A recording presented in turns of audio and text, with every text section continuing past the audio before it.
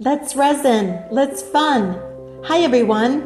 Are you curious about how to get rid of bubbles in silicone rubber, or how to build a budget-friendly mold box, or how to make your silicone molds last longer?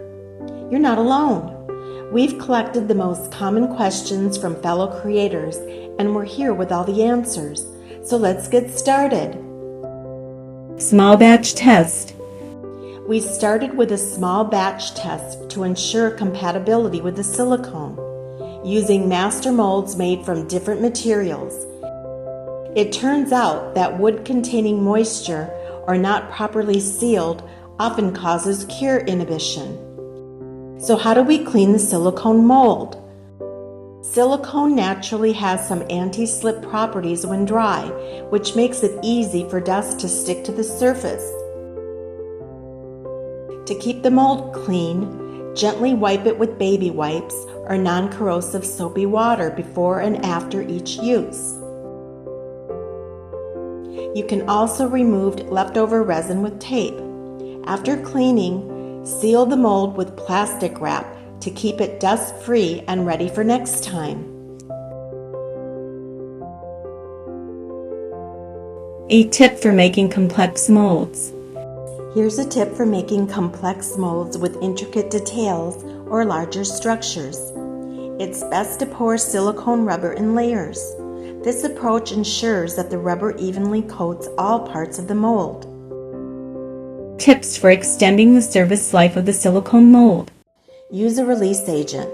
Spray a release agent or alcohol evenly on the mold before each use. This reduces resistance during the demolding and prevents mold damage caused by sticking.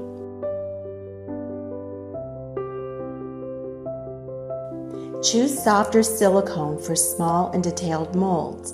For small and intricate molds, use softer silicone such as 15A to 20A to avoid damaging delicate details. For larger or regular shaped molds, choose a harder silicone such as 30A to improve tear resistance. To make demolding easier, consider cutting the mold if necessary. Increase mold thickness for a thicker mold, which offers greater tensile and tear resistance, making it ideal for larger or more stressed molds. To clean the mold properly, use warm, soapy water or a neutral detergent. Avoid scratching the surface with abrasive tools. After cleaning, let it dry thoroughly and wrap with plastic film for storage.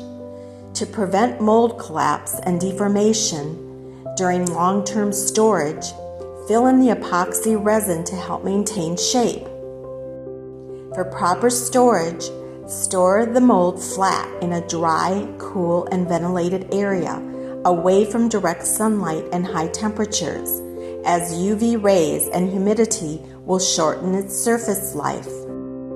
How to create a budget-friendly mold housing and prevent leakage. Begin by determining the size of your master mold and create a border that fits accordingly. For a secure mold housing, you can use our Let's Resin Mold Housing Kit, which comes with clips to hold everything in place. You can use materials like plastic mold housing, acrylic sheets, paper cups, plastic cups, tinfoil, cookie cutters, and PVC boards as your mold housing. Once the housing is in place, use hot melt glue to seal the edges and prevent silicone from leaking out. For a two-part mold, align the two layers of the border and glue them together with hot melt glue to ensure extra stability. How to deal with the mold with holes. When casting a master mold with holes or a porous surface, it's important to seal the holes first. This will prevent the silicone rubber from flowing into the holes, ensuring a smoother casting process and making demolding easier. Is the silicone mold food safe? The cured silicone rubber is non-toxic. However, it is not recommended to make a mold that is in direct contact with food. Now comparing the hardness, flexibility, and tear resistance of the different silicone rubbers from Let's Resin. A hardness of silicone is typically measured using the Shore-A scale. A higher Shore-A number indicates greater hardness, while a lower number means the silicone is softer and more flexible. And that's it for today. Thank you for watching. The information above addresses some recent feedback we've received. If you have any more questions or suggestions, feel free to leave them in the comments, and we'll see you next time.